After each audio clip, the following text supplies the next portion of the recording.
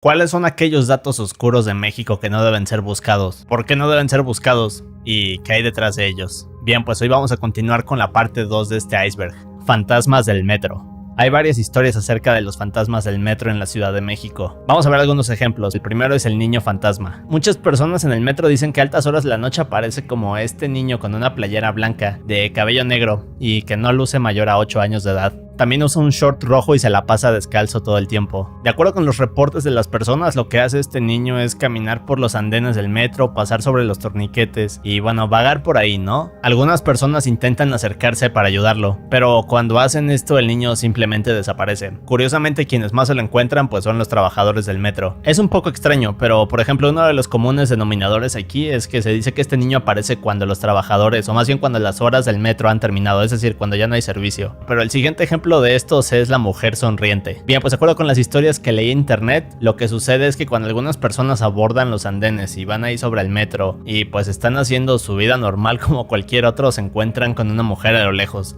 Esta mujer voltea a ver a la persona y una vez que hace contacto visual con ellos, la mujer simplemente sonríe de una manera, casual. Personas que han visto a esta mujer dicen que luce normal, es decir, no tiene como alguna facción o alguna manera de poderla distinguir entre las personas. Pareciera ser como, pues sí, una mujer común y corriente, pero después de que se te queda viendo y hace contacto visual contigo, ella simplemente desaparece. Ahora, otras personas al parecer la han visto aparecer de la nada. Como se dan cuenta, estas historias son súper raras. Otro caso de estos es el ingeniero de la estación Potrero. La historia de esta persona dice que era un trabajador que bajó a las vías. Ahora, el error de esta persona es que no avisó al puesto central de control que descendería, así que nadie se dio cuenta de que había alguien sobre las vías. Pocos minutos después pasó un tren y lo atropelló. Pues esto, el fantasma de esta persona pues está embrujando la estación Potrero. Se dice que quienes más encuentran este fantasma son los trabajadores de aquí. Cuando estas personas lo encuentran, el fantasma está trabajando sobre las vías, pero al acercarse a él, este simplemente desaparece. Otros fantasmas muy populares son los del metro Panteones. De hecho, esta estación del metro se llama así porque alrededor de ella hay 4 panteones. Y bueno, la historia de estos fantasmas no tiene nada en particular. Al parecer lo que ocurre aquí es que cuando usas esta línea del metro pues puedes ver como diferentes almas, personas o no sé, ya saben, cosas paranormales que suceden en los panteones, pero aplicadas al metro. Entonces sí, eso es como otro de los fenómenos creepy del metro de la ciudad. Y otro fenómeno creepy se encuentra en el metro Consulado. Sobre esto se dice que a altas horas de la noche se pueden escuchar como unos lloriqueos, como llantos o quejidos. Nadie sabe de dónde provienen. De hecho, algunos trabajadores han intentado como encontrar la fuente de sonido y esto, pero es imposible hacerlo. Ahora, otra cosa acerca de estos lamentos es que al parecer la persona que llora es un niño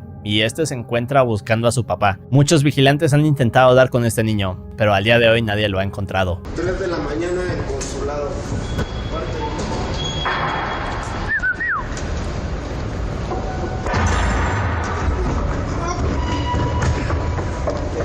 Mira, ya ves cómo lo vuelve a aparecer ahí. Toma foto. ¡Ay, no! Los narcosatánicos. Bueno, los narcosatánicos se refiere a una secta muy famosa en México. Está dirigida por Adolfo de Jesús Constanzo y Sara Aldrete. Bueno, en sí lo que hay detrás de esta secta es muy creepy. Digamos que durante los años 80 aterraron a México. Ahora, para que se den idea acerca de los inicios de esta secta, veamos un poco de la niñez de Constanzo, que por cierto, a este personaje le decían el padrino. Cuando Constanzo era niño acompañaba a su madre a varios viajes. Uno de los lugares a los que siempre iban era Haití. Aquí Constanzo fue introducido al vudú haitiano. Lo que hacían aquí eran rituales, hechizos, embrujos y bueno, todas esas cosas acá medio perturbadoras. Pero al introducirse a todo esto, Constanzo comenzó a aprender acerca de todos estos rituales. De hecho, lo que él empezó a hacer fue asaltar cementerios. Lo que hacía Constanzo era dirigirse en la noche a los panteones, comenzar a buscar cadáveres y de ahí sacaba los huesos. Lo que hacía con estos huesos pues eran pociones y todo lo que funcionara para sus hechizos. Y bueno, así fueron los inicios del narcosatanismo. Después Constanzo llegó a México, comenzó a reclutar gente y las cosas fueron escalando poco a poco. Como les dije, lo que hay detrás de los narcosatánicos es demasiado creepy y aterrador. Si lo dijera aquí, YouTube me censuraría el video. Pero eso nos lleva al momento más famoso de los narcosatánicos, el asesinato de Mark Kilroy. Mark era un estadounidense y durante el año de 1989 sucedió algo horrible con él. Para esta época el culto de los narcosatánicos pues ya era muy poderoso. Entonces lo que hicieron fue planear como un nuevo hechizo o un mega ritual para ser invencibles. Ahora, en este debían sacrificar a una persona, algo que de hecho ya era muy común en el culto. Está medio fumada esta parte, pero de acuerdo con Constanzo debían hacer una poción, esta a partir de restos humanos, y una vez que los miembros del culto se la tomaran, entonces tendrían poderes sobrenaturales. Y sí, sé que suena un poco tonto, pero bueno, ¿qué les digo? Así son los cultos. Lo que hicieron fue secuestrar a Mark. No puedo describirles muy bien lo que hicieron, pero digamos que agarraron un machete y pues ya saben. Pero antes de todo esto, Mark había sido torturado. Ahora después digamos que le abrieron la cabeza, le extrajeron ciertas cosas y lo que había dentro de la cabeza pues lo hirvieron en un caldo. A partir de aquí sacaron la poción y después los miembros del culto sí se la tomaron. Y bueno, todo esto sucedió en la ciudad de Tamaulipas. A partir de aquí los narcosatánicos comenzaron a ser bastante famosos y temidos por las autoridades. Tiempo después del asesinato de Mark, Constanzo se mudó a la Ciudad de México. Aquí el culto se mudó con él, pero aquí fueron identificados por las autoridades y aquí fueron capturados finalmente. Ahora, toda la historia de los narcosatánicos va más allá, pero una parte bastante tonta de esto es que cuando el culto se dio cuenta de que la policía venía por ellos, salieron del lugar donde estaban caminando, cruzaron enfrente de todos los policías y de acuerdo con ellos hicieron esto porque serían invisibles gracias a la poción. Como les dije, algo que suena muy fumado, pero sí, esa es la historia de los narcosatánicos. El monopolio de TV Azteca y Televisa. Bueno, pues para los que no son de México, Televisa y TV Azteca son las televisoras más grandes de aquí. Ahora, con el paso de los años, estas empresas han crecido. Y la teoría detrás de esto es que aunque parecieran ser competencia una con la otra, pues en realidad no es así, sino más bien como simular que están compitiendo cuando en realidad no lo es. Se dice que ambas empresas tienen algo así como una alianza secreta. Lo que quieren lograr con esta alianza es dominar el entretenimiento en México. De esta manera pueden hacerse más ricos y bueno, ya saben, o sea, pueden hacer básicamente lo que quieran con los programas. En algunas ocasiones las televisoras han comentado que esto no es cierto, que hay más canales y que estos canales son libres de transmitir lo que quieran y que hay demasiada competencia en la televisión. Pero quienes vivimos en México sabemos que no. O sea, estas televisoras tienen básicamente un buen de canales, además de plataformas de streaming y bueno, ya saben, shows y todo ese tipo de cosas que la gente ve. Los niños héroes no existieron. Bien, pues cuando leí esta teoría me llevé una gran decepción. Sabemos que los niños héroes son de las figuras patrióticas más importantes en todo México, pero esta teoría dice que no existieron. Como todos sabemos, los niños héroes eran estos jóvenes militares que se encontraban en el castillo de Chapultepec y cuando fue la invasión estadounidense lucharon por la patria. De hecho, el Juan Escuti agarró la bandera y se aventó y bueno, hay un monumento de ellos en el castillo de Chapultepec. Pero la teoría dice que nada de esto pasó. ¿Por qué se dice esto? Bien, primero que nada por la falta de documentación. De acuerdo con la información de internet, no existe ninguna documentación o registro acerca de estos cadetes. Es decir, sus nombres no están en el ejército, no hay señales de que hubieran existido, jamás encontraron sus restos. De hecho, no se hablaba de los niños héroes hasta muchos años después de la batalla.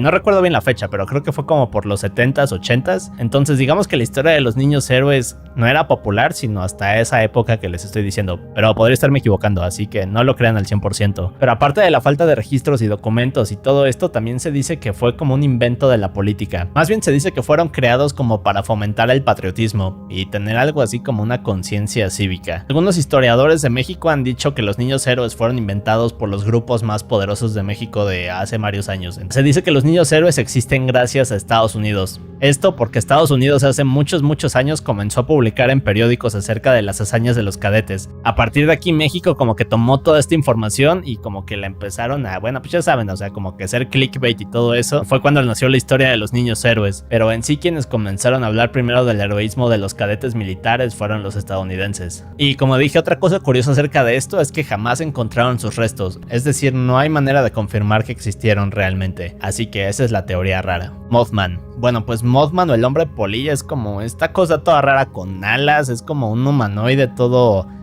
pues sí, todo raro, ¿no? Es como un pájaro polilla o no sé cómo le quieren decir, pero bueno, aquí en pantalla están viendo como imágenes de él. El mito de Mothman comenzó en Estados Unidos en la década de los 90s y curiosamente después de esto se le comenzó a ver en México. Una de las principales ciudades donde Mothman aparece supuestamente es Juárez. Ahora, si buscamos en el Facebook de Ciudad Juárez, veremos un buen de videos, fotos y evidencias de este supuesto Mothman. Se dice que las personas ven como a este pájaro gigante grande y hace como, pues no sé, o sea, está como súper raro. Ya saben cómo es esto. Es como muy raro Mothman porque al parecer no ataca personas, no ataca animales y simplemente se aparece en el cielo. No sé si haga ruidos, pero o sea, simplemente está como que en el cielo volando. Lo curioso acerca de Mothman es que se dice que es como un aviso de que algo malo está por ocurrir. No recuerdo cuál es el caso en específico, pero una vez se le vio a Mothman en un puente y al parecer este puente se derrumbó, pero creo que eso fue en Estados Unidos. Entonces, de nuevo, no crean al 100% lo que estoy diciendo. Pero además de Ciudad Juárez, otros lugares donde se ve a Mothman es en Coahuila, Monterrey,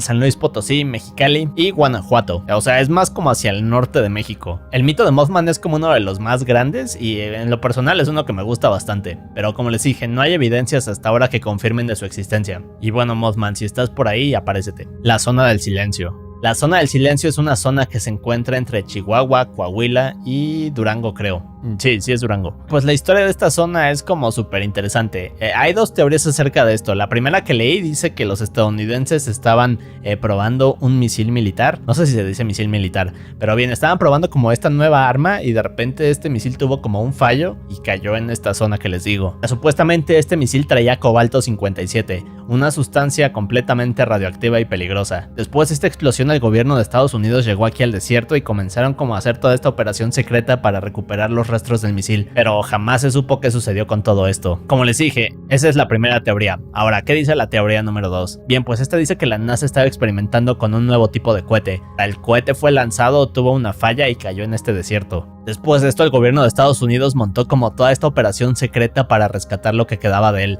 Mandaban aviones, mandaban personas y en sí la operación era como secreta y turbia. Sea cual sea la teoría, donde se relacionan es justo esta parte donde el gobierno de Estados Unidos interviene en México y no dicen qué está pasando. Pero bien, después de este incidente en la zona comenzó a ocurrir un fenómeno. En este se creó como un campo electromagnético que dura hasta el día de hoy. Ahora, si llegas aquí con un dispositivo, si llegas ahí con un reloj, radio o lo que sea, este no va a funcionar. Se dice que hay una especie de cono en esta zona que bloquea las ondas electromagnéticas. Y de hecho hay historias de personas que se meten a este lugar para explorar a esta zona y días después se encuentran perdidos. Varias de estas personas son rescatadas por las autoridades. En este lugar también se dice que hay plantas extrañas, animales como mutados y otro tipo de fenómenos raros. Por ejemplo, avistamientos de ovnis y esas cosas misteriosas. Hay otra de las teorías más grandes acerca de la zona del silencio, es que dentro de ella se encuentra una base extraterrestre secreta. Y se dice que esta base extraterrestre es la que causa todas estas interferencias. ¿Cuál es la teoría verdadera? Pues quién sabe. Pero sí, la zona del silencio es uno de los lugares más creepy en México. Pedro Infante fingió su muerte. Bueno, pues el Pedrito Infante ya sabemos que es este actor mexicano de hace un buen de tiempo. Era uno de los más famosos, uno de los más grandes de México. Y este murió en un accidente aéreo en Yucatán hace muchos años. De hecho, creo que fue en 1957. Cuando Pedro murió, obviamente en todo México sonó la noticia. De hecho, los años pasaron y de repente comenzaban a salir como estas teorías que decían que él realmente no había muerto. Un día de la nada apareció en televisión un personaje conocido como Antonio Pedro. Era esta persona que era igual a Pedro Infante. También cantaba casi igual y dicen que la voz era casi la misma. El nombre real de esta persona era José Antonio Hurtado. Al día de hoy muchos creen que esta persona era en realidad Pedro Infante, y se dice que fingió su muerte debido a que tenía nexos con el narcotráfico. También se dice que Pedro Infante se había metido con la esposa de un presidente de México. Y en sí la teoría está muy fumada, pero al parecer tampoco hay fotos como al momento de que Pedro murió. No hay fotos como de su funeral como Pedro, ya saben de qué tipo de fotos me refiero. Pero sí, la historia de Pedro Infante es bastante curiosa. Selene Delgado. Selene Delgado ya todos sabemos que es esta leyenda urbana y esta cosa es como un fenómeno muy raro de México. Selene Delgado es esta chica de 18 años que se extravió en México en la década de los 90s. Pedimos ayuda para localizar a Selene Delgado López, de 18 años, se extravió el 22 de abril en la delegación Álvaro Obregón. Su foto había sido publicada en esta cosa llamada Servicio a la Comunidad de Canal 5, una sección donde pasaban como fotos de personas desaparecidas y se le pedía ayuda a la gente para encontrarlas.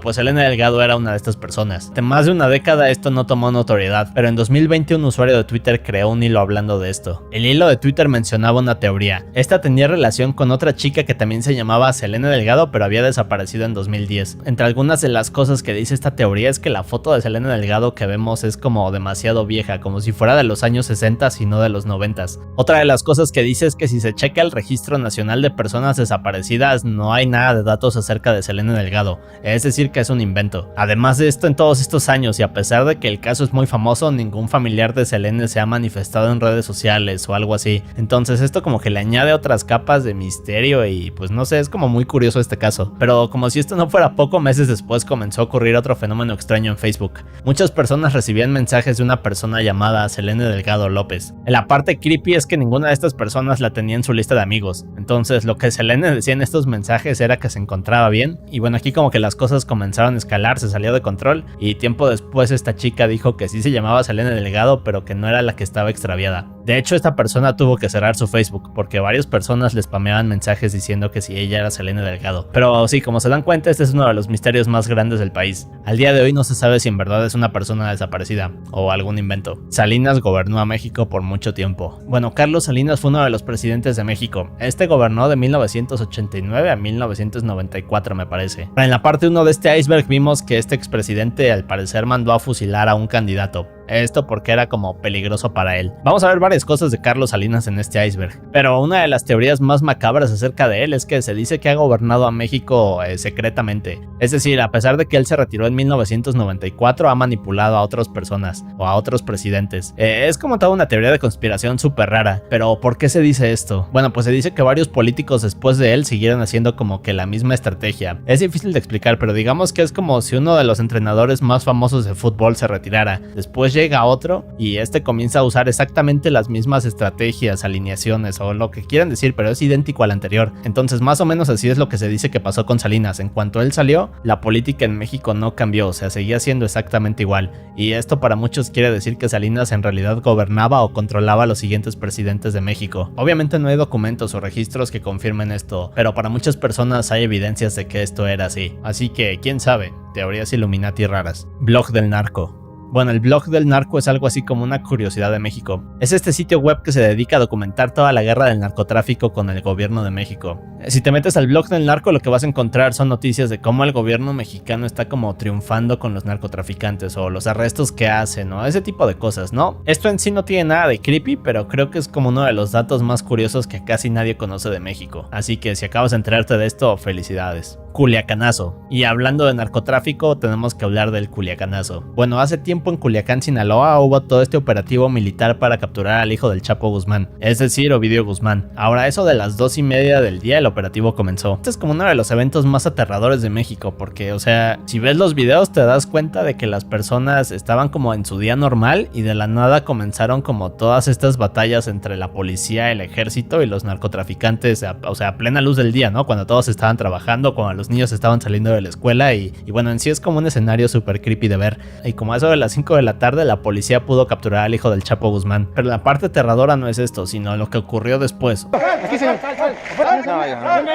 O sea, cuando la policía no pudo hacer como que nada, entonces los narcotraficantes amenazaron, pues al parecer al presidente y al ejército, y dijeron que si no liberaban al hijo del Chapo, entonces las cosas escalarían más. Como que todavía había tiroteos, cerraron algunas calles de la ciudad, y unos minutos después el hijo del Chapo salió libre. De acuerdo con el presidente y el ejército, esta decisión se tomó por el bien de la ciudadanía. Y bueno, la parte creepy de esto es que el narcotráfico ya es tan poderoso en México que tienen como ese poder de controlar al gobierno o de hacer que se paralicen de miedo. Incidente Coyame. Bueno, este es uno de mis puntos favoritos del iceberg de México. El 25 de agosto de 1974 ocurrió un fenómeno muy raro en Chihuahua. Un pequeño avión mexicano iba piloteando por el cielo cuando de la nada tiene un accidente y bueno, cae en tierra y se estrella y o sea, hay como todo este evento extraño. Y digo que es extraño porque cuando las autoridades investigaron todo esto y comenzaron a hablar con el piloto, dijeron que, o bueno, el piloto más bien dijo que se había estrellado con algo desconocido. Lo que dijo fue que se estrelló con una nave desconocida. De hecho, esta nave también había caído junto con el avión.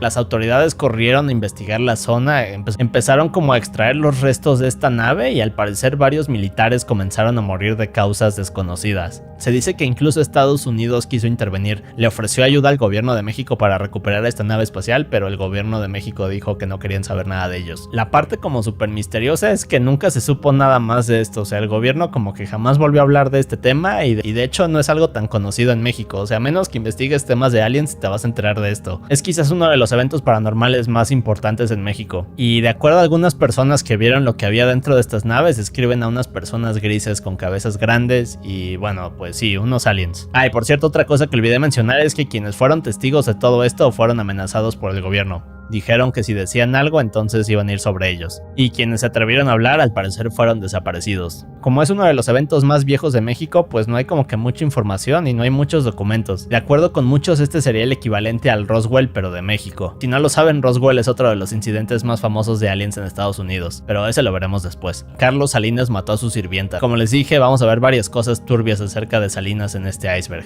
Ya vimos que es un expresidente, ya vimos que amenazó a Colosio y después pues tuvo algo que ver con su muerte, o bueno, eso es lo que se dice, pero en esta ocasión se dice que Carlos Salinas mató a su sirvienta cuando apenas era un niño. En diciembre de 1951 las autoridades llegaron a casa de Carlos Salinas, que apenas tenía creo que 7 u 8 años. Lo que se dice es que estaba jugando con su hermano Raúl, cuando agarraron un rifle que tenía su papá a la mano. Ahora los niños comenzaron a apuntarle a una de las sirvientas. Carlos Salinas jala el gatillo, le dispara a la sirvienta y esta chica pues muere. Después de esto llegaron las autoridades, investigaron todo, de hecho entrevistaron a este niño que era Carlos y él mismo dijo que jugando le había disparado. De hecho hay un episodio en la serie de Narcos que muestra esto. Se dice que esto no es del todo cierto y que quizás pueda estar siendo interpretado de otra forma, pero para muchos la verdad es obvia. Así que sí, como pueden ver, Carlos Salinas es un personaje turbio.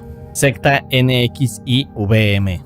Bueno, la secta NXIVM, no sé por qué no lo puedo decir, se refiere a pues este culto bastante extraño dirigido por Keith Raniere. Este comenzó en Nueva York. La parte como creepy acerca de esta secta es que se describían como una especie de grupo que era como para ayudar a personas, pero la verdad es que detrás de toda esta secta había algo más siniestro. Una de estas historias es el caso de Daniela. A ella y su familia se habían mudado de México a Estados Unidos para unirse a este grupo, pero al llegar aquí a Daniela la empezaron a manipular. Después no puedo describir muy bien lo que sucedió, pero digamos que fue esclava y tenía que hacer como cosas bastante grotescas y asquerosas.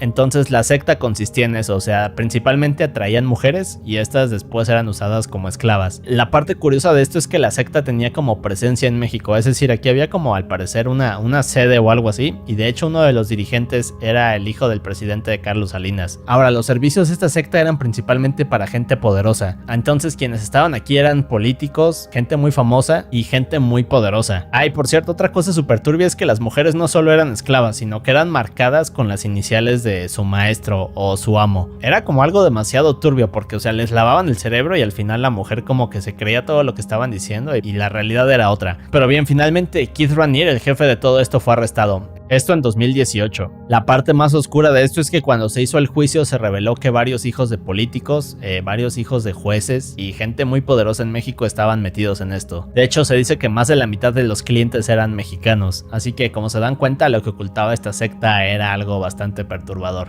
El pirata de Culiacán. Bueno, el pirata del Culiacán era este personaje de internet. Su nombre real era Juan Luis Laguna Rosales. Bien, pues el pirata de Culiacán fue abandonado cuando nació. Tampoco tenía papá y de hecho se crió con su abuela. El pirata de Culiacán se mudó a Sinaloa a los 15 años. También dejó la escuela y a partir de aquí comenzó como a intentar sobrevivir trabajando, pues sí, lavando autos, y al mismo tiempo comenzó como que a despegar sus redes sociales. Ahora, poco a poco fue acumulando seguidores en Facebook, después un poco en Twitter y también en Instagram. Lo que hacía era como hazañas peligrosas. Por ejemplo, tomaba grandes cantidades de alcohol, se metía como otras sustancias pues que no debía haberse metido. Después mostraba un buen de dinero, se mostraba saliendo con mujeres y bueno, todo este tipo de cosas, ¿no? Y como su personalidad era bastante única, pues comenzó a ser invitado a otro tipo de eventos donde le pagaban más y bueno, así crecía su popularidad. Pues en uno de estos puntos, cuando el pirata de Culiacán ya estaba en uno de los puntos más altos, decide hacer un video. En este video comienza a insultar al Mencho, uno de los narcotraficantes más temidos en México. Días después, el pirata de Culiacán va a un bar, está con unos amigos. Minutos después llegan unos hombres a este lugar y comienzan a disparar a las personas. Bueno, pues desafortunadamente el pirata de Culiacán falleció después de este incidente. Se dice que quien había enviado a estos sicarios era el Mencho, presidente abucheado en el Mundial del 86. Bueno, en 1986 el Mundial se dio en México. La inauguración de este evento fue muy memorable, y no precisamente porque haya sido como la mejor en toda la historia, o porque haya sido en México, o porque tuviera algo super padre, sino más bien porque toda la gente abuchó al presidente. Ahora, ¿por qué abucharon al presidente? Bueno, pues digamos que después de muchos años, después de tanta corrupción, después de tantas injusticias y una serie de eventos bastante desastrosos, pues la gente no quería al presidente. Así que durante la inauguración el sonido comenzó a irse. Una vez que las personas comenzaban a notar esto, comenzaron a abuchar. Al principio abuchaban por la falta de sonido, pero poco a poco el ambiente se fue volviendo más tóxico, y mientras el presidente estaba ahí, todos comenzaron a cantarle y a abucharle. Digamos que fue la forma en la que el país se vengó del presidente. Y si quieren ver el clip, está aquí. Señor presidente, licenciado Miguel de la Madrid Hurtado, a usted nuestro profundo agradecimiento por el gran apoyo y confianza. México 1986, por el ciudadano presidente de los Estados Unidos mexicanos.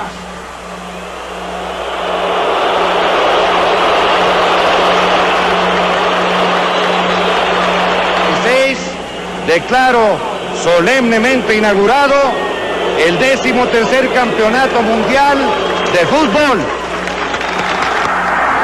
Tlaxcaltecas en Filipinas. Bueno, pues los tlaxcaltecas eran este grupo indígena de México que era, o sea, eran guerreros y bueno, eran todo un pueblo, ¿no? Pero se dice que cuando los españoles llegaron años atrás, estos hicieron un trato con los tlaxcaltecas. Ahora, como los españoles tenían problemas con los aztecas y no podían controlarlos, entonces deciden unirse a los tlaxcaltecas y tiempo después van a Tenochtitlán, lo invaden y los españoles ganan. Y así es como se dio la conquista. Pero eso no es todo. Después de que los españoles abandonaron México, se llevaron a varios guerreros tlaxcaltecas. Lo que hicieron fue ir a las Filipinas y aquí los españoles comenzaron a luchar por conquistar la isla. Varios de estos guerreros tlaxcaltecas se quedaron a vivir en esa isla. Y bueno, después de cientos de años, los tlaxcaltecas siguen actualmente en las Filipinas. Así que, como les dije, es una curiosidad de México. El caso Devani. El 8 de abril del 2022, Devani Escobar desapareció. Momentos antes de su desaparición, Devani había salido con dos de sus amigas. Ahora, durante la madrugada y ahora en el 9 de abril, Devani decide irse de la fiesta y abandona a sus amigas. La chica le marca a un conductor de Uber de confianza. Minutos después este llega, Devani se sube y bueno, la va como que llevando a su casa. Pero durante el trayecto, Devani se enoja con el conductor y le pide que la baje. Entonces el coche se detiene, Devani se baja y después de esto desaparece. Ahora, después de esto pasaron un buen de días y nadie quería investigar la desaparición, hasta que en todo México el caso se hizo viral, así que a las autoridades no les quedó de otra y tuvieron que hacer lo que no saben hacer, es decir, trabajar. Pero bien, después de la investigación se encontró que eso de las 4:30 am Devani fue captada en algunas cámaras de seguridad. Se ve como Devani pues va como caminando, se mete a una empresa como de transporte, bueno, no se mete, sino que va como por afuera y a partir de ahí se va dirigiendo hacia un lugar conocido como el Hotel Nueva Castilla. Después de esto se ve que Devani va caminando, da una vuelta y se va hacia una zona donde se encontraba la cisterna. Después de eso las cámaras no logran encontrar nada de ella. Pero bien, regresemos a días después, o sea, cuando los policías ven todas estas escenas, ven las cámaras de seguridad y todo esto, van a investigar. Lo que encuentran en ese hotel es el cuerpo de Devani en la cisterna. Ahora, aquí es donde se pone súper raro, porque a pesar de que Devani había desaparecido bajo circunstancias extrañas y que las cámaras habían captado todo esto y que Devani al parecer no estaba intoxicada y tampoco iba con nadie, pues, o sea, lo que fue súper raro es que no se encontraron como señales de violencia, o por lo menos eso es lo que dicen las autoridades, y la chica al parecer pues llegó a la cisterna de una manera inexplicable. Ahora, de acuerdo con las investigaciones, se dice que la causa de muerte de Devani fue un golpe muy fuerte a la cabeza. Se dice que Devani iba caminando cuando se cayó y bueno, en ese momento se dio un golpe muy fuerte. O sea, pero el caso todavía es más raro porque después comenzaron a ver como inconsistencias en la investigación. Bien, para empezar, los primeros reportes decían que el cuerpo de Devani se encontraba en perfectas condiciones. Es decir, que no estaba como en estado avanzado de descomposición, pero tiempo después quienes habían investigado esto volvieron a decir que no, que en realidad el cuerpo sí estaba en descomposición. Luego al parecer las autoridades como que pasaron por alto varias pruebas que eran importantes y o sea, es que el caso en sí como que duró muchas semanas, pero igual se dice que algunas autoridades no querían cooperar para la investigación. Y de hecho, como dije al principio, las autoridades no querían investigar nada de esto, sino que más bien lo hicieron por la presión social y porque esto pues se hizo viral en redes sociales. Ahora, después de esto, lo que hizo la familia fue contratar a otro investigador y a otro forense, y este comenzó como a descartar las pistas o la evidencia que le habían dado las autoridades de México. Entonces, la teoría más fuerte y lo que se cree que en realidad ocurrió con Devani es que alguien le iba siguiendo y esta persona pues fue quien le dio un golpe y la ocultó en la cisterna. Al día de hoy no se ha encontrado ningún culpable y la familia sigue luchando por hacer justicia. Y como pueden darse cuenta, el caso de Devani Escobar es uno de los más increíbles en México. Pero bien, si quieren seguir viendo más datos turbios de México, pueden ver estos videos aquí. Mi espalda. Estoy bien, abuelo, fuck.